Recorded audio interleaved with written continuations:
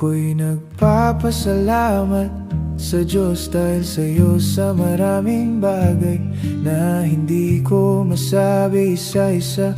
Mahal kita, tatay, maraming mga masasaya talaala na sa aming mga puso ay hindi mawala.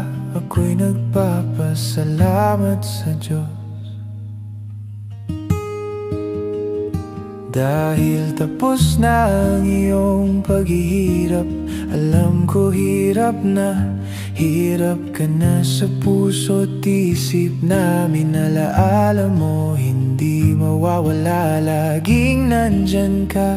Hindi man tayo nagkasama ng mahabang panahon, nararamdaman ko ang sakit na iyong nadarama.